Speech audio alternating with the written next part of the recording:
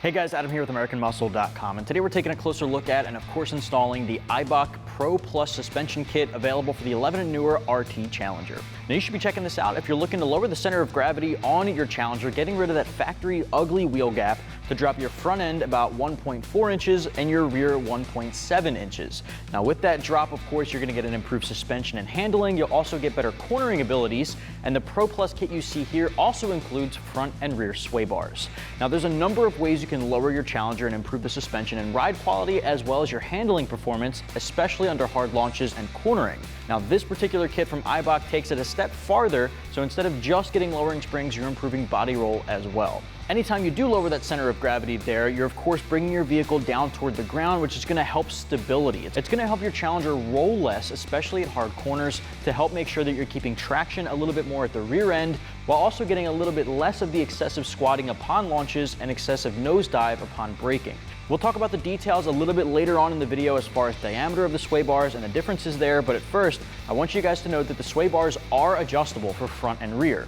You have two forms of adjustment, so you can stiffen it up or keep it a little bit more neutral depending on how you want your ride to be. Now that's not necessarily changeable on the fly, but if you jack up the vehicle, pop the wheels off, you can easily switch the adjustment position by just disconnecting the end link and switching it over to the other hole. Your springs are progressive. Now progressive versus linear is something that you want to consider when picking up a spring. Your factory springs are linear, which means that they're predictable in every ride situation.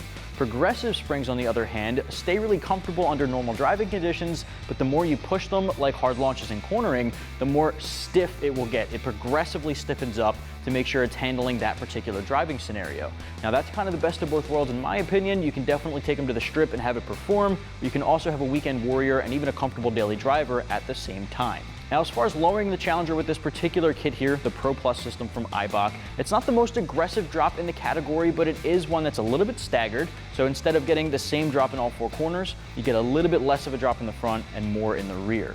Now, if you're looking for something that's all out aggressive, Eibach has their Sport system, which drops at 2 inches in all four corners, definitely getting rid of a lot more of that wheel gap. It's all personal preference, but I particularly think this looks really good.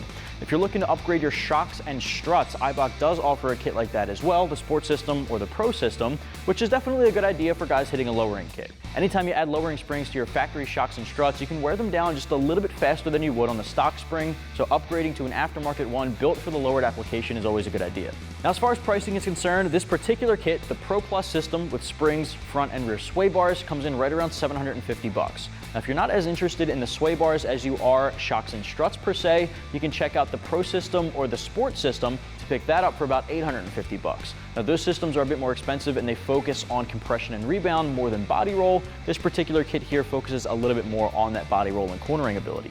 Either way, huge upgrade to your factory suspension, and it's definitely going to look aggressive and feel aggressive no matter the driving condition. Now, as far as the install, I'm going to give this one 3 out of 3 wrenches on our difficulty meter, not because it requires drilling or any permanent modification, but it is pretty involved with the install and definitely requires some mechanical expertise. You can definitely tackle this in the driveway at home. It's just going to take a little bit longer and require some more patience and proper hand tools. Now, as far as the front, you can knock that out pretty simply, but when it comes to the rear, in order to get that factory sway bar out, you do have to drop the subframe just a little bit. We're going to loosen up those bolts, bring it down a bit in order to get the sway bar cleared from the body of the vehicle. It's also going to require a spring compressor. Since it's not a full coilover assembly that comes assembled out of the box, you are going to have to compress your factory springs at the front in order to swap them over. Keep that in mind going forward. If you don't feel comfortable tackling it yourself, no shame handing it over to a professional to get done properly. With all that said, it'll take you about 4 hours from start to finish depending on your experience. I'm going to show you every step of the process here. Let's get started. Tools used in this install include an air impact gun, cordless impact, pry bar and a hammer, ratchet, extension, 8mm swivel socket and deep socket, 10 and 13mm deep sockets, 13mm swivel socket, 15 deep, 16mm swivel and deep sockets, 18, 21, and 22mm deep sockets, universal swivel joints both 1/2 inch and 3/8, 15 and 18mm wrenches, 16 and 15mm ratcheting wrenches are recommended, and not shown on the table is a hydraulic floor jack and a spring compressor. First step, we're gonna get our wheels out of the way. Our factory lug nuts here are 22mm, so I got my impact gun. I'm using air tools for this, but if you don't have air tools, of course, a lug wrench works just as well. This is just gonna make life a little easier.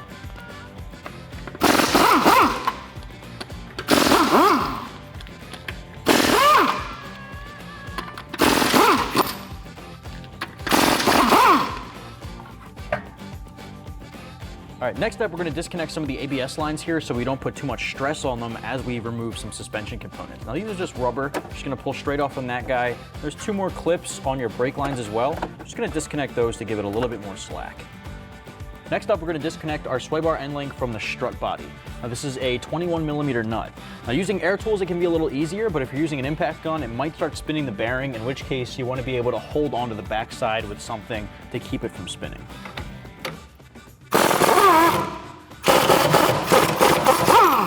Got it. All right, so now you can pull the sway bar end link out of the strut body, and I like to just put that nut back on just to keep it safe, you know, so we don't lose it. What I just did was I put a pry bar right on the other side of the spacer to put a little tension on it as I took it off to keep it from spinning. All right, next up, we're gonna tackle the nut holding on our upper control arm to the knuckle itself. Now, this is an 18mm nut, and what we're gonna do is use a swivel socket on my impact gun, or you can use a ratcheting wrench, that'll work as well. We're gonna work this guy off. It might also be a good idea to put a pry bar on the spring and pry down on it so it doesn't shoot off.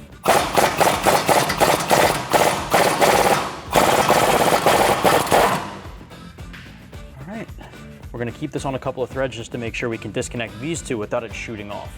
So just put the nut on a couple of threads. All right, so now I'm gonna pry up to disconnect the ball joint here.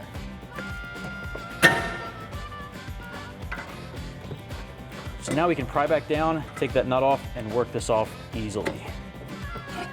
Just guide the knuckle back down. And I'm just gonna thread the nut back on so we don't lose it. All right, use that same 18mm socket, and we're gonna remove the bolt holding on the factory strut to the bottom control arm here, the lower control arm. Now, the nut is already on the strut body, so we don't need a wrench on the other side, but I am gonna keep my hand here to keep it from popping off too quickly.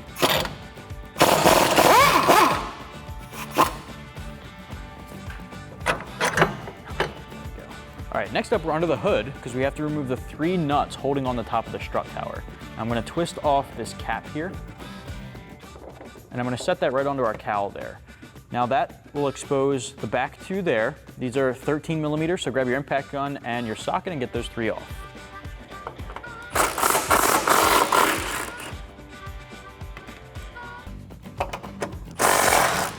And as you remove the 3rd one, the strut's gonna fall straight through, so you wanna have a hand on it to get it off.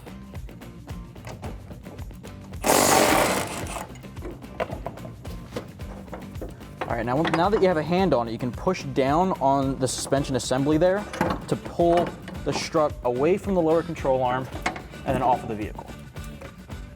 All right, so next up here, we're set up at our spring compressor. Now I've got the bottom coil set up into these spring compressor arms, but I wanna say if you're working on this at home by yourself, just use extreme caution. This can be very dangerous if not done properly.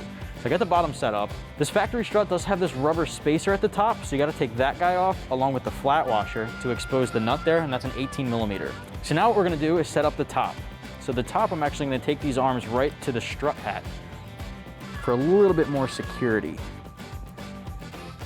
All right, so I'm gonna bring this down. Now, before you start compressing, you just wanna make sure everything is done properly. You wanna make sure the springs at the bottom, the coils are set into the arms properly. All right, so now we can compress. Now, when you wanna compress, you wanna do this slowly. Basically, you're taking the tension off of the top hat by compressing the spring, so it takes that tension off of this top here, and then we're gonna take the nut off, and then slowly decompress to take it apart.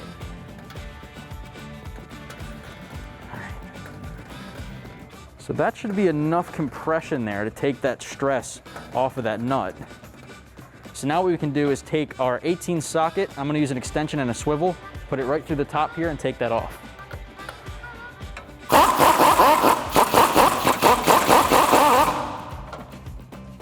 All right, once you crack that nut loose, you'll see that the strut is loose at the bottom, so you wanna have a hand on that because once the nut comes off, the strut's gonna fall right through the bottom.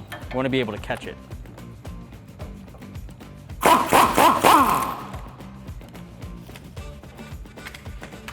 Take that off, bring the strut back down and set it aside. From here, we can slowly decompress that spring.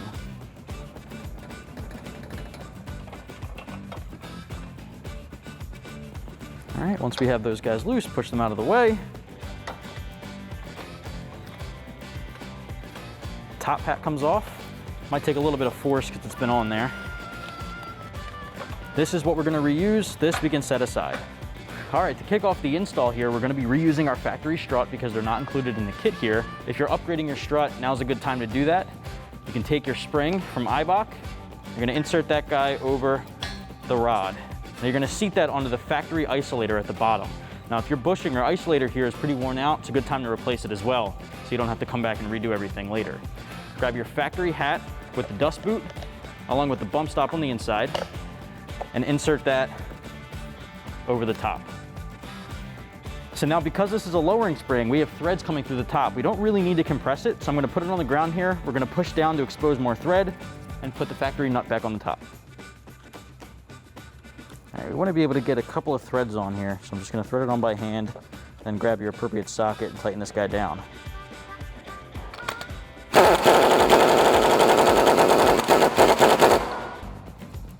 From there, it's a good idea to take that factory washer along with the rubber spacer there and put it back on here. That's to protect the studs and the nut there from the top cap on the strut tower and under the hood. All right, first step here, we're gonna grab the strut assembly. We're gonna feed it up under the wheel well into the top hat there, and we'll tighten down at least one nut to hold it in place.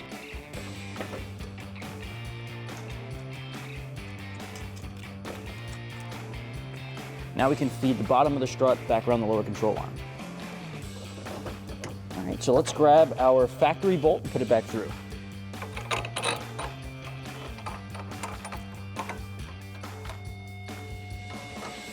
All right, grab your 18 socket and tighten that down. All right, next up, we're gonna do the sway bar end link at the back here. So let's take that nut off, feed it back through, and put it back on here. Grab your 21 socket and tighten that down.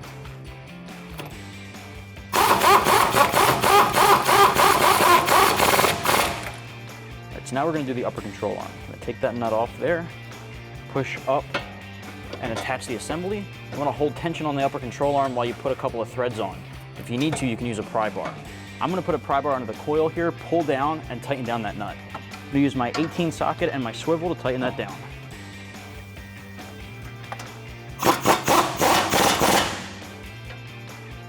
All right, so now we can reattach those ABS lines, snap them onto the brackets on the brake lines, and now we can head up under the hood to tighten down our last 13mm bolts.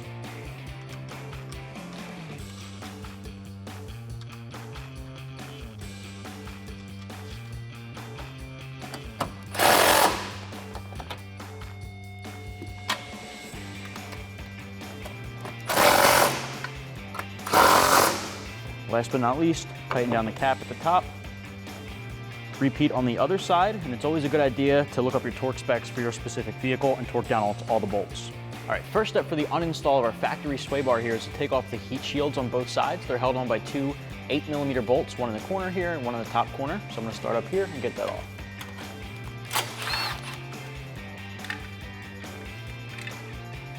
And down here.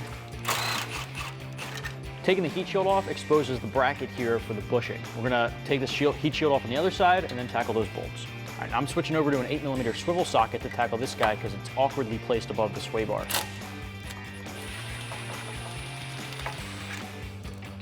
Right, now the other side.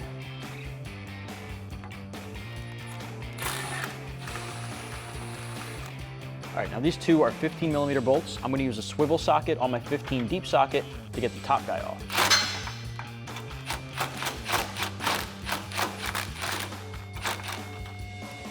Bottom. You want to take this off carefully, and when the sway bar starts to swing down, once we have the other side unbolted, this back plate may fall, so just keep that in mind. All right, same thing on the other side.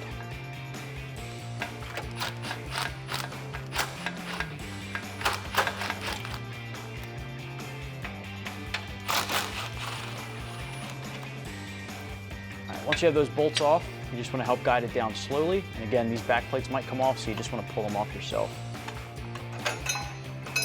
All right, so now the sway bar is hanging on those end links. So grab a 21mm wrench. I'm using a ratcheting wrench because it makes life a little easier. We're going to use a 10mm socket to hold on that stud so the ball doesn't spin.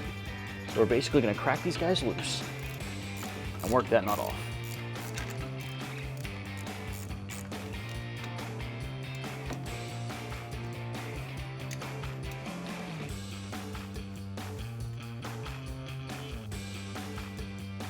I'm just gonna put it on one thread just until we get the other side done too.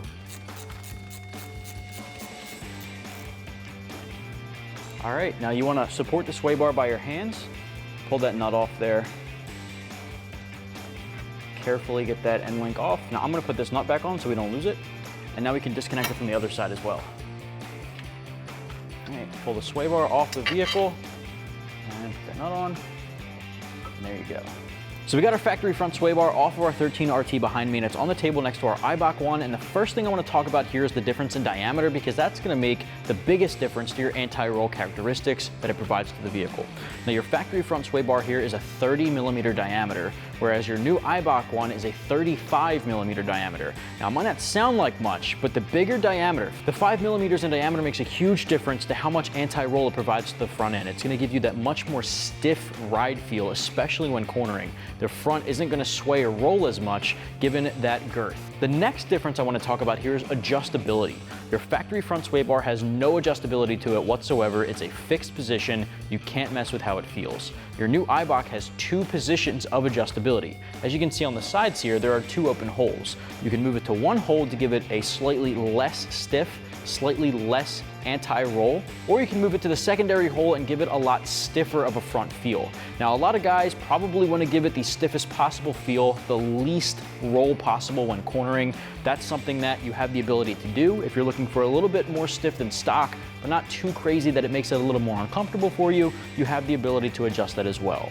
Included in the kit are also new poly bushings along with some bushing lubricant, and you're going to reuse your factory brackets there. Now, in some cases you may see on sites like Eibach's that they have red bushings with gold brackets. That's a little bit of an older feature. The new kits here provide black poly bushings, which are a super big upgrade over the factory ones, especially if yours have never been changed before. They can start to get a little bit worn out over time, and we know that the 11 to 20 gen isn't necessarily the oldest vehicle, but we're pushing upwards of a decade old for some of those vehicle years. So having that replacement there is going to go a long way.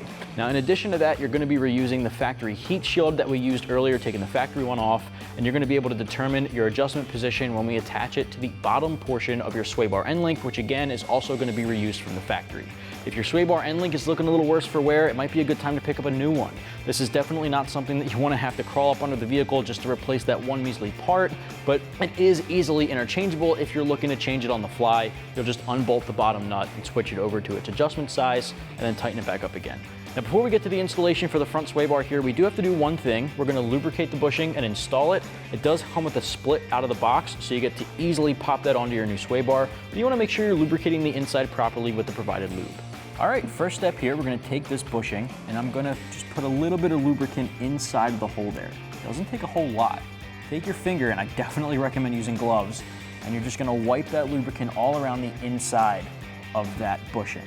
This is going to prevent any squeaking or squealing or any kind of noise coming from the sway bar bushing connecting to the actual sway bar. I'm just going to put a little bit more in there. Felt like that was a little light, and go around.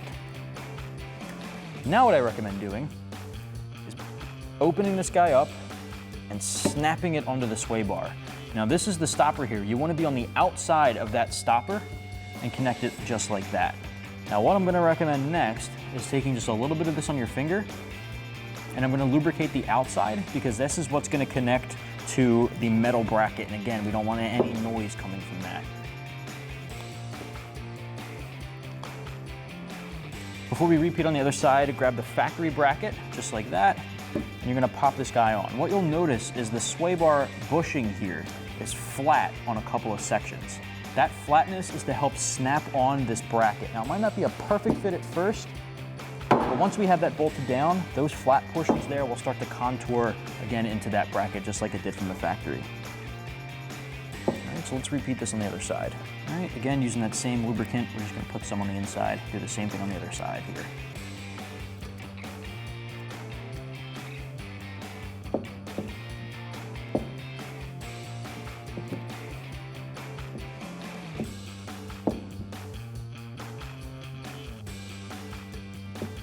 Once you have that lubricated, you do the same thing with the bracket, but most likely these are not going to seat fully. You may need to wait until it's on the vehicle, otherwise it'll fall off during install. So let's take those back off and leave them aside. Now we can head over to the front and start installing. All right, kicking off the install, first off, you just want to make sure that the sway bar is facing the right direction. There's an Eibach logo in the middle of it. You just want to be making sure that it's not upside down. So we're gonna start here on the driver's side. You also wanna determine which setting you wanna set it to. The setting here closest to the rear of the vehicle is gonna make it a little more stiff. So we're gonna go that route. I'm gonna take the factory nut off the sway bar end link and then tighten it back down. And now we can do the same thing on the other side to help support it up. All right, now of course, whatever setting you do on one side, you have to make sure you do the exact same setting on the other. So we're just gonna do the same thing.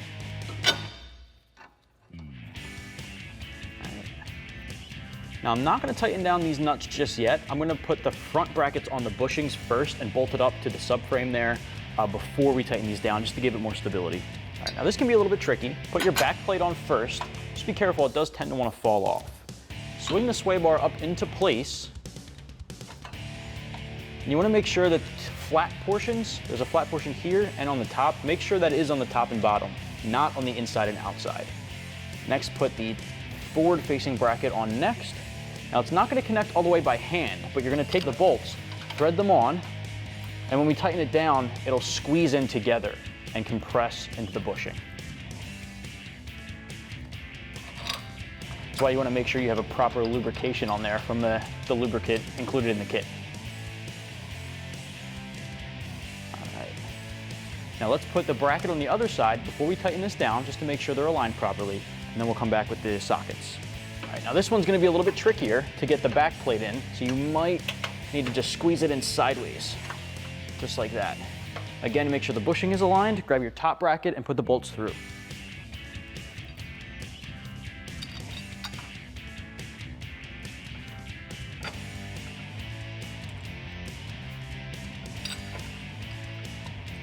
All right, now let's grab our 15 sockets, tighten those bolts down on all four corners.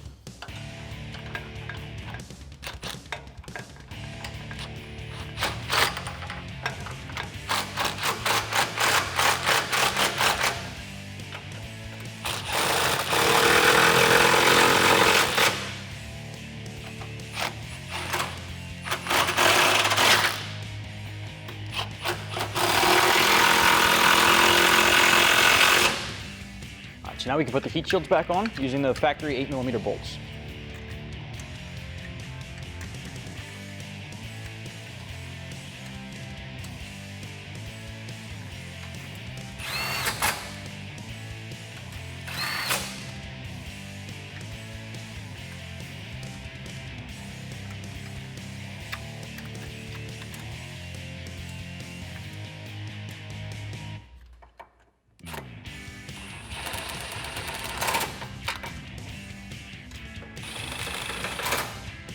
So next we can tighten down the end links.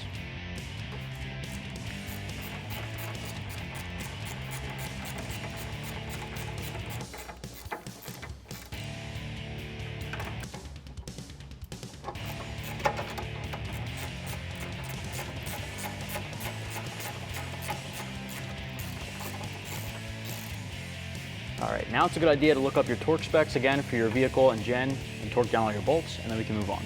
All right, first step here for the rear, of course, is going to be to get the wheel out of the way, switch back over to a 22mm socket to get our factory lugs off.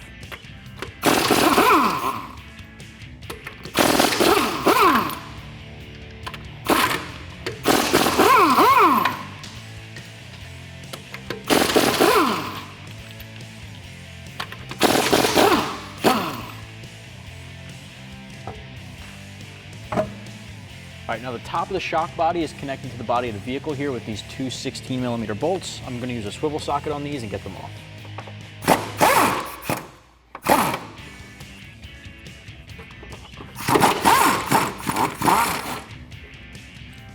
All right, the next step here is actually a little bit different. We have to remove the two hanger brackets from the frame here in order to drop our driver's side exhaust down a little bit.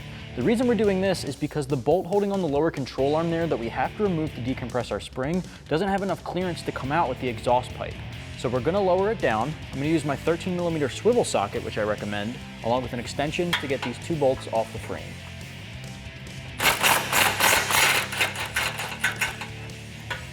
All right, now I'm gonna keep my fist right here on the muffler so it doesn't drop down on me, and we can slowly lower it.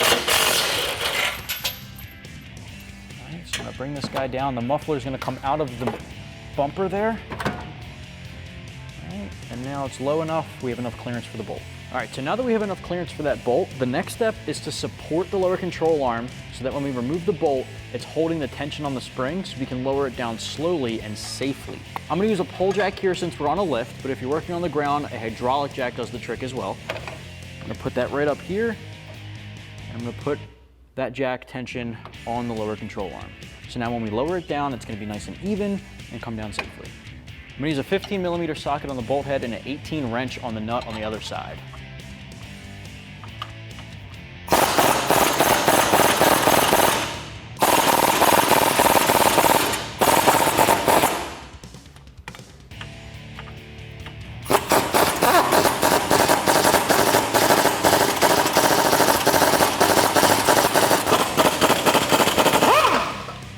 All right, next step, we have this taken care of. What we're gonna do is slowly start lowering our pull jack down to relieve the tension from the spring to take it out safely. You definitely wanna do this slow. If you're working on the ground with a hydraulic jack, make sure you're relieving that as slow as possible. Once you start being able to wiggle it, the tension's not as strong, so we're just gonna keep going down until the spring is loose, which you can see it is. Just bring it down enough that you can get it out. Here we can lift our spring out and set that aside and then work on our shock. To kick things off at the rear, we're gonna remove the two factory 16mm bolts here at the top of the shock connecting it to the body. I'm gonna use my 16 deep socket along with a swivel to help make this easier.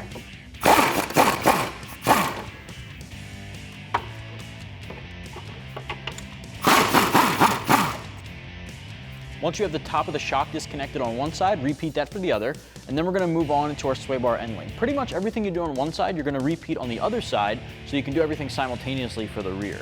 Now what we're gonna do is take a 15mm wrench and hold the bolt head here for the sway bar end link, and I'm gonna use a 16mm ratcheting wrench for the nut on the other side.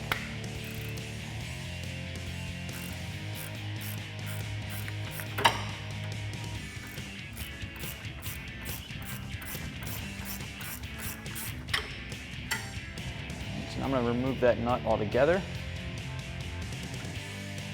Now it's going to be pretty stiff. We probably can't pull the end link out just yet. We can try though. There you go. All right, so let's take that factory nut. I'm just going to thread it on a couple of threads so we don't lose it. Repeat that on the other side. All right, next step, what we're gonna do is remove our brake line bracket that's connecting the brake line and holding it up to the frame here. Now it's just right behind our fender liner. Now you can take this pushpin clip off and peel it back, but you should be able to just lift up enough to expose that bolt. I'm gonna use a 10mm socket and an extension to get it off.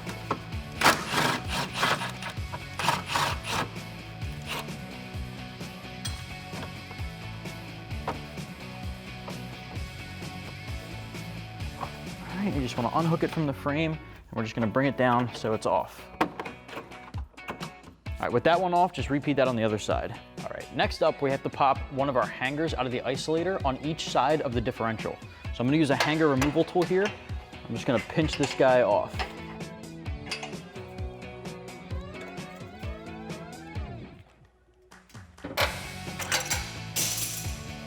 All right, so now we're popping these guys off on the other side.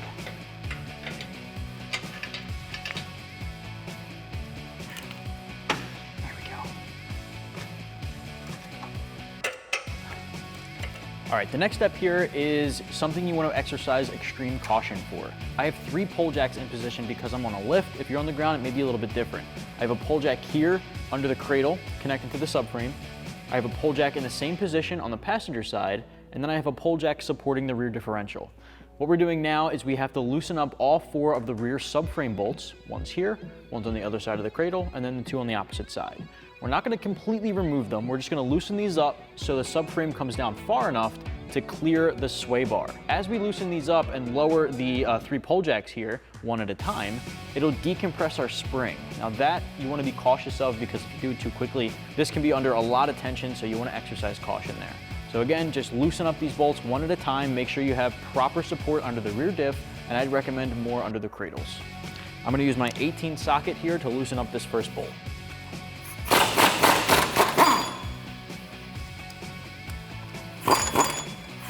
And again, still on there, just loose. All right, now this next one's pretty tough to see. It's directly above one of our control arms here. There's a cutout in the splash shield underneath that we're gonna go straight through with an extension and our 18 socket. Again, just loosen it up, don't completely remove it.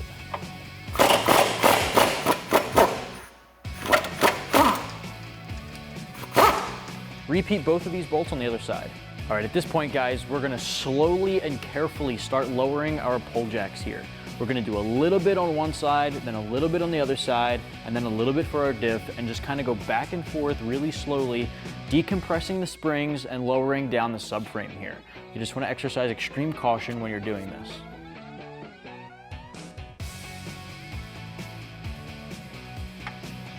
Take a little bit of pressure off there.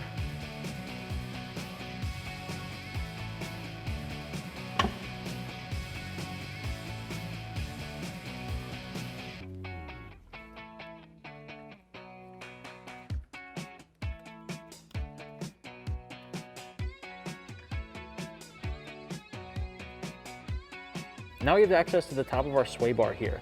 Now the sway bar has two 15mm bolts. I'm gonna use a 15mm ratcheting wrench to get these off.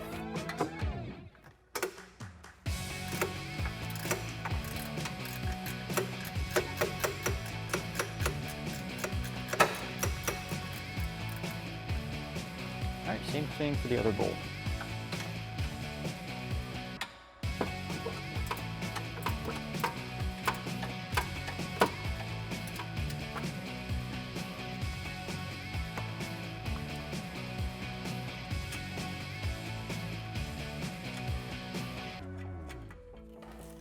Let's repeat that on the other side. All right, so now that we have the other side disconnected, I'm back here on our driver's side. We're basically gonna lift up on the sway bar and feed it all the way through.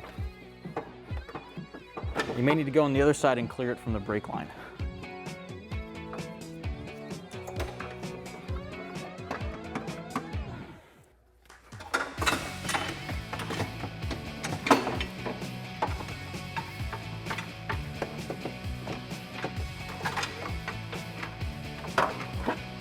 As you can see, we've got our Challenger taken apart at the rear here. On the table, I have the factory rear sway bar, along with our new Eibach sway bar.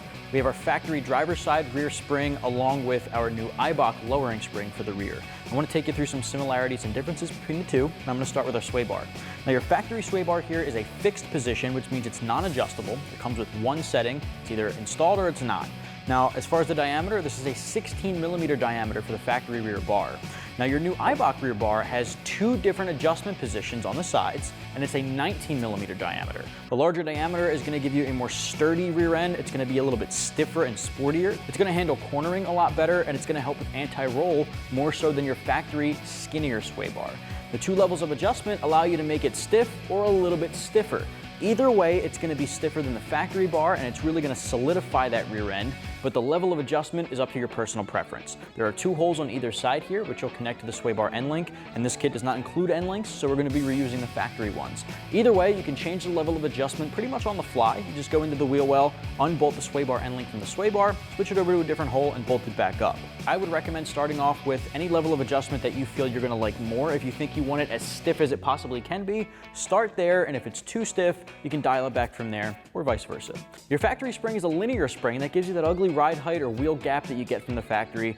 Closing that up is something you want to do with this Eibach spring. Now, this guy is a progressive spring rate, and it's going to drop your rear end about 1.7 inches. Now, the progressive spring rate gives you a nice comfortable ride quality under normal driving conditions, but as you progressively get on it, whether it be hard launches, hard cornering at faster speeds, that thing is going to stiffen up and get a lot sportier to adjust to your different driving condition. So not really the case for the linear spring, which stays pretty consistent no matter what driving condition it's under. Going to that progressive spring is something a lot of guys do, and it's something you'll see in a lot of the lowering springs out there. Now back to the sway bar here, we have two little new things that are going to be an addition to the sway bar. These are poly bushings to upgrade from your factory ones. Now after a couple of years, those poly bushings from the factory do get pretty worn out, so having new ones is definitely going to make a difference. It's also going to come with bushing lubricant. Now the lubricant here we're going to apply on the table. We're basically going to squirt this here into the middle. We're going to rub it around. I definitely recommend having some latex gloves on just to make sure you're cleaning up that mess a little bit easier. We're going to lubricate the inside, rub a little bit of lubricant on the outside, and transfer over the factory brackets. So let's do that now. All right, for these, I'm just going to take our lubricant and I'm going to insert that just a little bit onto the inside, and I'm going to rub that all around the inside of that bushing there with my finger. All right, now these bushings actually split, so so you can easily pop it onto the sway bar. Now what I like to do is line up the factory sway bar so we know about where we need to put that guy. Looks like right about here. So I'm just gonna open this guy up and squeeze it onto the sway bar. Just like that. Now you'll see there's a flat portion there. The flat portion is gonna be facing down. Pick up your bracket, and what I'm gonna do is just put a little bit of lubricant on the outside here so it reduces any squeaking that you might get from the bushing being against that metal bracket. All right, pop this guy into position, just like that. Now we can repeat on the other side.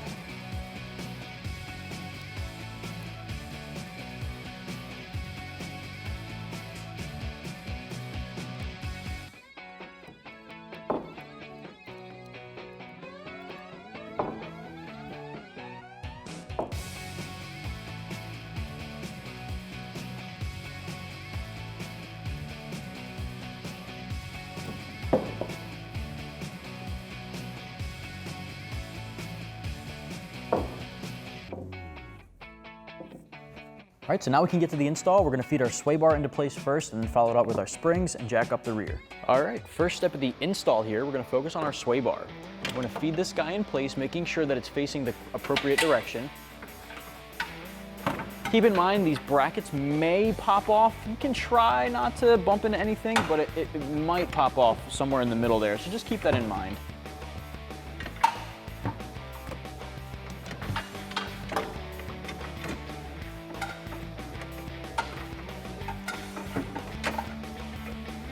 I'm gonna head over to the other side and try to pull it through.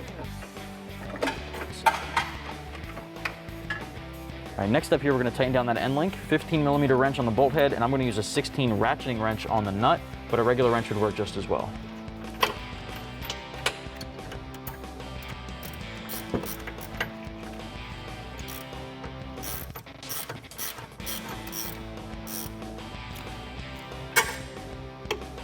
All right, finally, we can bolt up the top of our shock here to start buttoning things back up.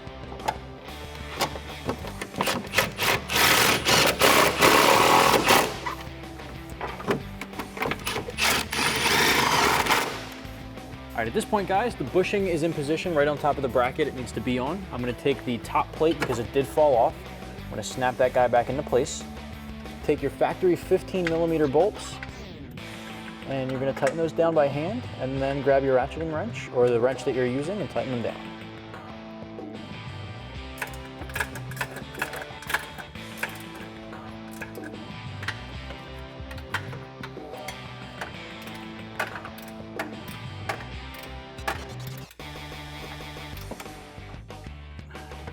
All we really have to do at this point is jack up the subframe so it meets up with the body, and then of course tighten down the subframe bolts here, and then finish up by bolting up our exhaust again.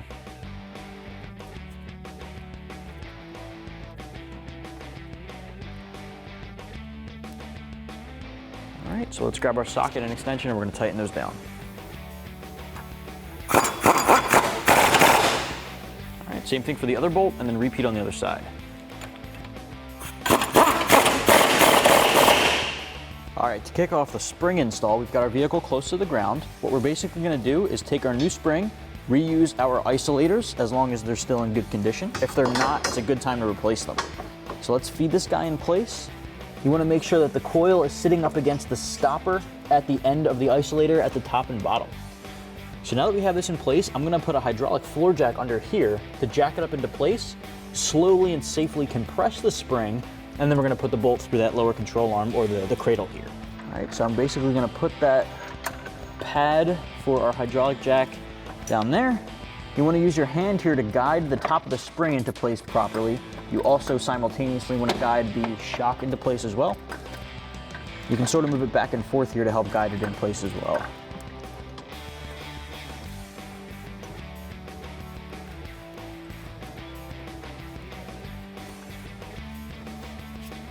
All right, so now we're gonna use a pry bar and our hammer to tap the bolt through.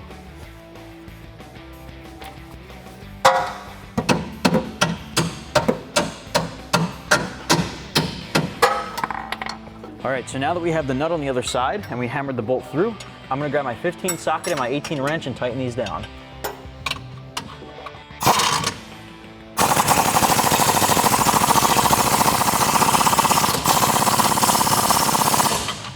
At this point, repeat this exact same process on the other side. All right, now I'm really just gonna focus on getting our muffler back into the bumper and then bolting up our 13mm bolts for the hangers.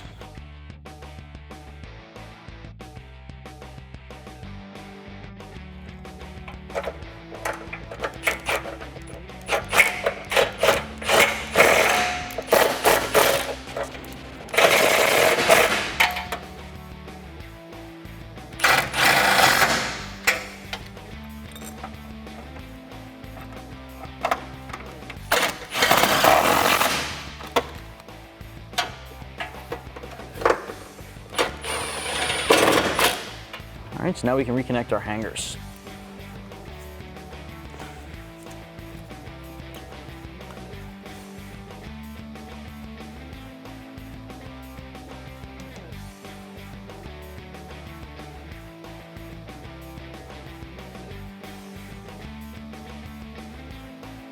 That's going to wrap up my review and install for the Eibach Pro-Plus Suspension Kit, available for the 11 and newer RT Challenger. You can get this kit right here at AmericanMuscle.com.